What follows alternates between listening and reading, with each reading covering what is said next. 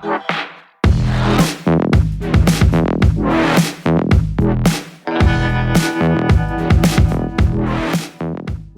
of all, BJ, welcome to Weighing In with Travis Hartman. It's this podcast that I started. I'm glad to have you on. First off, I got to tell everybody who you are. You know, you're a former professional boxer. It shows that your last fight was in 2018. I think you went 34 and 4 as a professional boxer. Like, that's amazing, BJ. Just want to make sure everybody knows who we're talking to. Also, you're a sports analyst as well. You've been on NBC, PBC, all those networks, correct?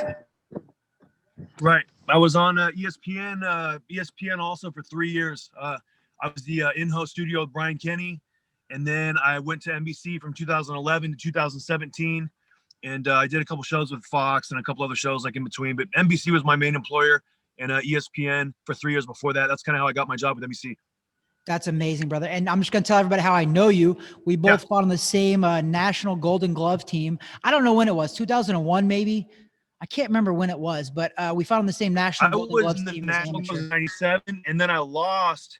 I actually lost in 2000, right after the Olympic trials. I lost in the quarterfinals to Arthur Palick.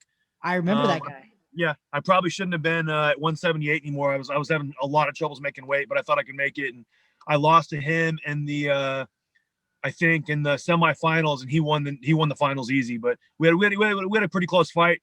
He won the finals. So it could have been there. It could have been, I don't know. I remember being on a lot of shows with you though.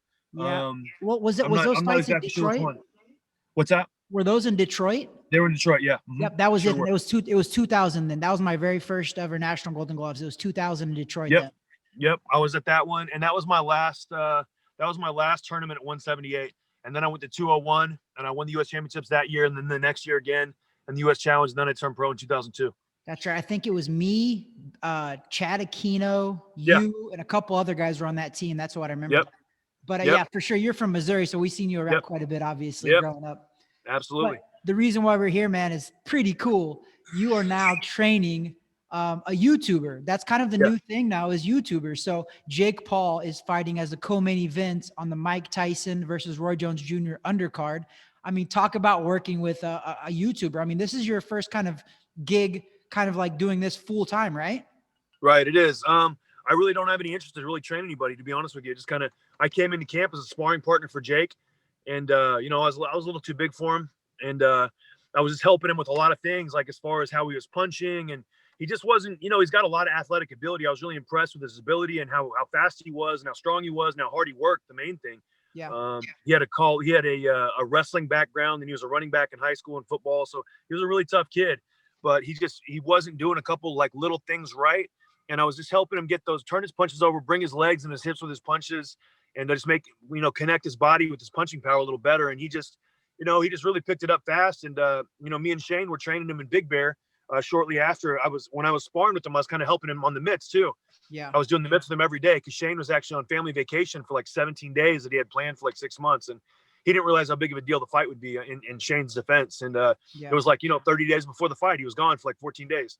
So I did a lot of the stuff with Jake, the mitts, and we got going. We got a good little chemistry. And after the fight, he told me he wanted me to move to California and move in with him and all this stuff. And I was like, I'm not moving to California. Forget that. Yeah. And he was like, well, let's do this. I want to make you my trainer and I want to do this. And I'm like, I don't really know if I want to I'm not sure.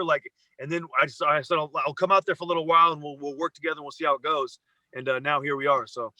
Yeah. I mean, I think what a lot of people don't realize is that not all boxers can become trainers and coaches because not all people I think are intelligent enough and can communicate well, but I think that does serve you well, BJ, that if that's something that you want to do in your future, man, I could see you for sure doing something like that. And I've seen that you've gotten a lot of attention from like David Hay and things like that. They're like, you'll train a world champion one day. And I think the possibilities are good, man, because you're a smart guy.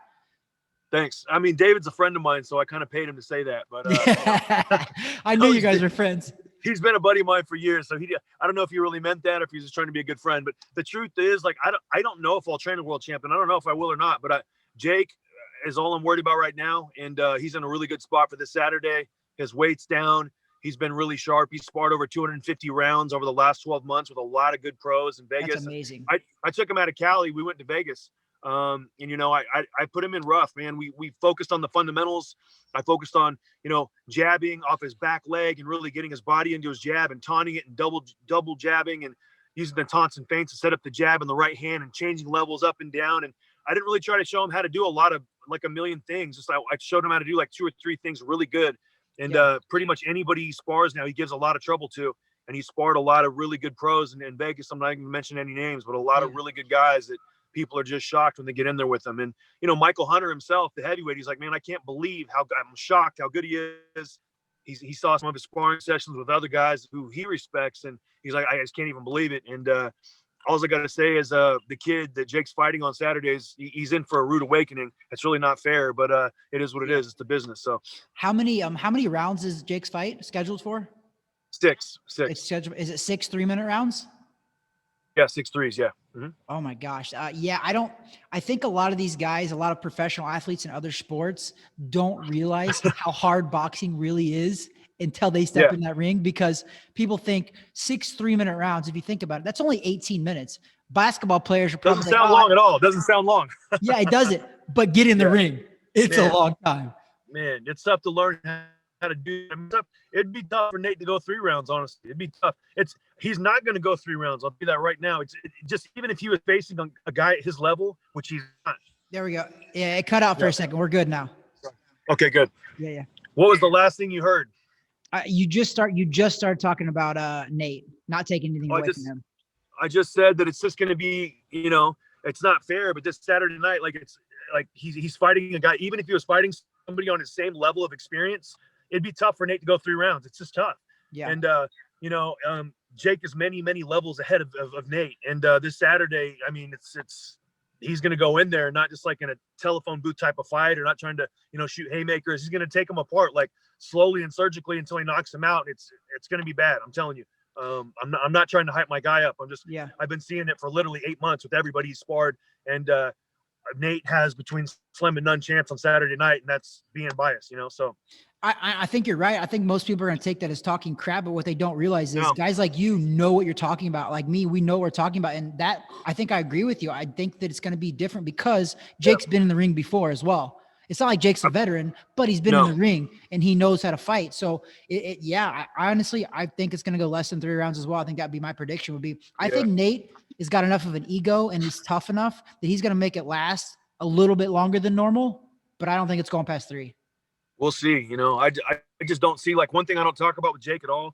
I talk about his technique and his fundamentals and how well he jabs and how well he works his taunts and baits up and down. I don't talk about his power until people get in there and they feel it, and then it's too late. So I just kind of like do that on purpose. But he's a good puncher. He really is, and he's dropped 50% of his sparring partners with big headgear and little gloves. And the same thing Anderson Gibb thought when he was going to come in. He sparred KSI. He gave him a lot of rounds. And honestly, Jake couldn't even really fight that good then. He really didn't know how to fight. That was just kind of like his ability. And like right now, he's a different fighter. And he's punching really good with his legs and his body, and he just gets everything in every shot. And it's really not fair, honestly. But we'll get this one out of the way and go on to the next one. So I know that as a boxer yourself, and you've been a part of some great stuff. I mean, you did the Olympics, I believe, even as a commentator. So like you've been a part of some awesome stuff. How cool is it though to be a part of something like this with Roy Jones to Mike Tyson? Like Roy was my first favorite guy. Mine too. He's mine too. And I got a chance to see Mike again this week. I used to see him in Phoenix quite a bit at Central Boxing Gym, but you got to be around him. He was so great to Jake, so respectful, so cool, and just gave him a lot of really good pointers. And then Roy Jones, I mean, he's my favorite fighter, of course. I saw Roy yesterday in the lobby, talked to him and McGee, his manager, and just talked to him for 30 minutes, just, chopping it up. And I fought on a couple cards with Roy. So I signed with Square Ring in 2009. We were together for like 3 years. So I'll always be grateful for Roy for that. But it's great to see those guys. And I mean, they both look tremendous. I mean, Roy at 51 years old, I mean, he looks like he's a 25-year-old kid. His body, his skin's got a nice glow to it. He's in great shape. And, I saw Mike the other day. Mike's like 212. I mean, the guy's shredded. The guy's in good shape. Of course, he's 54. I mean, Father Time never loses. But, I mean, they both really took this serious and came in tremendous shape. Yeah, I mean, I've been seeing a lot of the training and both of them back and forth, and I think it is. They're both training their butts off, and most people think that it's gonna be an exhibition in there. And I'm like, I don't know if you realize the competitive edge with fighters. Like, they're gonna get in there, and if somebody catches somebody, like it's on, like 100%, it's on. Oh yeah, and they're like, oh, there's not going to be a knockout, and I'm like, look, you can't control if Mike Tyson or Roy Jones knocks each other out. That could just easily happen. The only thing is, the only difference is they're not wearing headgear, and then also they're wearing 12-ounce gloves instead of 10s. And I mean, when you weigh 212 pounds, that's not that big of a difference. No. So, people go out with headgear and big gloves all the time, and it's just funny to me when I see fans say, oh, but they're wearing big gloves, or they're wearing headgear, all that. Like, hey, first of all, guys get knocked out in sparring with headgear all the time. With 16-ounce gloves, and they're wearing big gloves. 10-ounce or 12-ounce gloves are not big gloves when you weigh 212 pounds, especially for one of the hardest, arguably the hardest 5 punchers in heavyweight history, Mike Tyson. Yeah. So I got a question for you as well, more leading into Jake Paul too. There's a big craze right now with the YouTubers because Logan Paul, he fought, which is Jake's brother, and then you have KSI as well. Yep. How do you feel about, I know for me, a lot of the old heads when it comes to boxing, they're not really a big fan of this. And a lot of the average fan is like, oh, these YouTubers are killing boxing, blah, blah, blah. Yeah. I don't personally agree with that. I don't think they are killing boxing, but what are your feelings about that directly, since you're kind of involved and you're a professional boxer yourself? I mean, I wouldn't have taken it too serious, honestly. I mean, people, like anybody trying to make money that could generate their own money, I don't have a problem with. I mean, it has nothing to do with me. And if someone can use their platform to make themselves money, why would I have a problem with that? Of course I wouldn't. I don't care. I love when people use whatever they can to make money, as long as it's legit. My second thought is, people think that Jake is a YouTuber and that, he's not taking this seriously. And all I got to say is just watch the fight Saturday. That's it. Just go watch him and see what he does, see what you think. And remember that the kid's only got 3 total fights, and watch him Saturday. And, if you become a fan, great. And if not, hey, wish you the best. No problem. But he's dedicated a lot of blood, sweat, and tears into this camp, and he's really gotten good. And he doesn't really consider himself a YouTuber anymore. He tries to make music, and he does really well with that. And he does boxing, and that's all he does. So he's kind of moved himself out of the YouTube genre, and he's kind of like, I think he's just grown up a little bit, and he's trying to, really like settle down. And, he's really changed a lot over the last, 12 months that I've seen, and a lot of people around him see it too. So he's just, he's a young kid. He's growing up, and he's transitioning.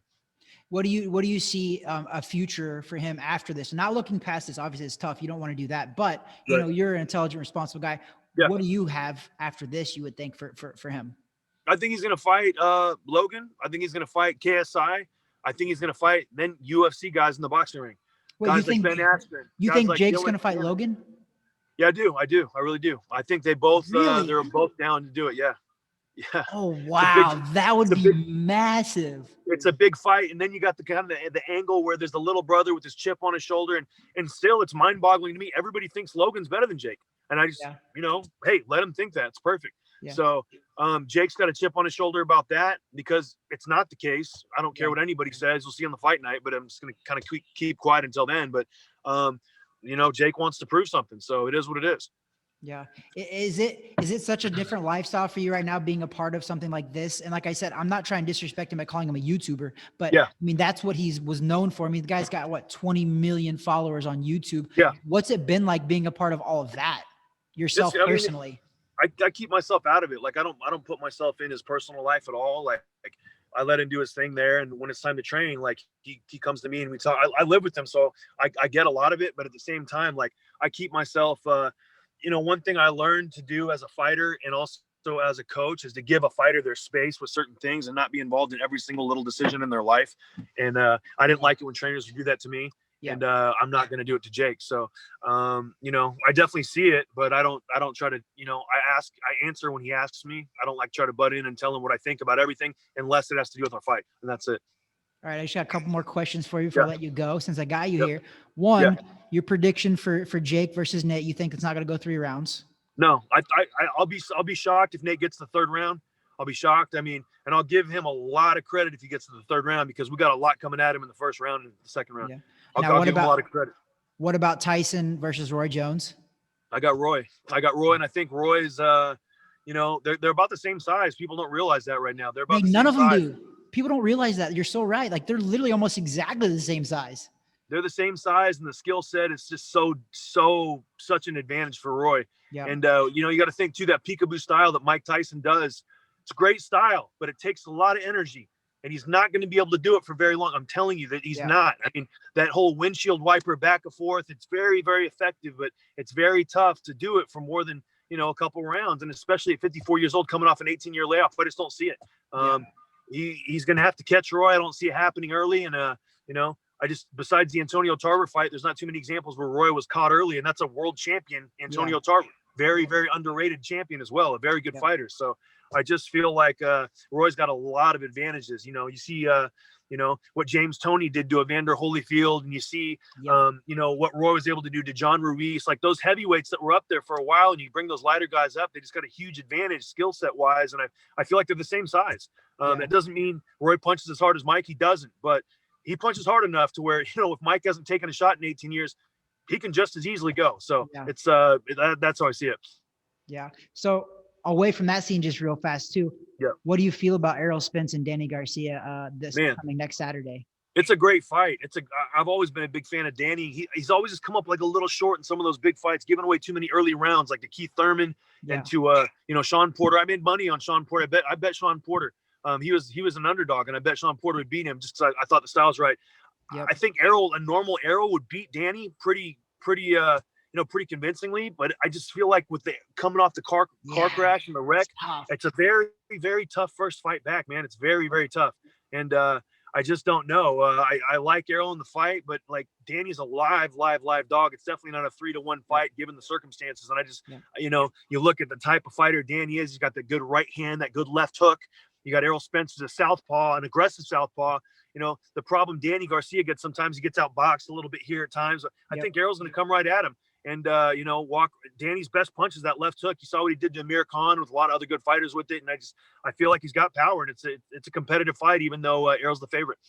I mean, this isn't going to work, BJ, because we're agreeing on a lot of stuff here, because that's exactly what I've already said on record. It's saying the exact same thing that I think the Errol Spence that we knew, I actually think he would have almost or came close to stopping Danny Garcia later in the fight. 11-12, possibly because Danny's tough. He's never been stopped, but I thought Errol was the real deal. But now I'm just as curious as anybody to see which Errol Spence we see, because I knew a lot of people that were like in that camp when he got in that wreck. They were like, he will never fight again, let alone like be at this level. And I kind of believed him, but now I'm looking at him, I'm like, well, he looks decent in his training camp. So, and he's smart, or he's confident enough to pick Danny Garcia to fight his fight back. I think that's crazy personally. I don't know why he picked Danny. I don't know why. I just think he knows something maybe we don't know. But I'm sure he's sparred and he's done things where he's like, you know what? Like, I'm feeling like my old self, and I'm feeling pretty good, like how I used to. But until you get in there without the headgear and the little gloves, honestly, and under the lights, I mean, sparring is different than fighting. It is, and it's just it's going to be interesting to see how it goes. But like I said, I'm a big fan of Errol. I love Errol. I love Danny. They're both great fighters. Yeah. I know them both. They're good kids, and I'll be watching. I'm actually going to be in Dallas for the fight, so I'm going to be there for it. But I'm excited about it. That's how excited I am about it. Yeah. Last question is, on your list, who do you have pound for pound number one in the world? Canelo. Who's number two?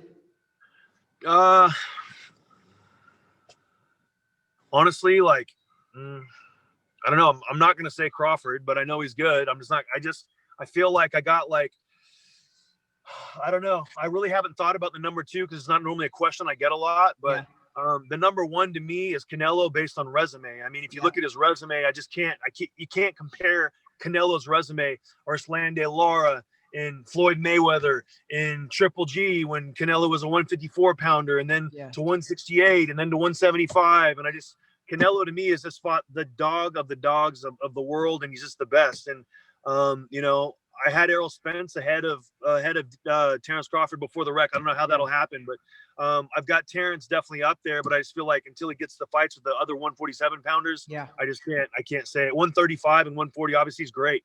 But he really didn't beat a name down there on it. He really didn't. And that doesn't mean he can't fight. He can. But until he beats some of those big, like how many Hall of Famers has Terrence Crawford have on his resume compared to like Errol Spence, who's, and Terrence Crawford's 33. It's not like he's a young kid. You know what I mean? Yeah. So it's just time for him to get some names if he wants to say that. And, I definitely got him rated up there highly, but I can't say he's the pound for pound.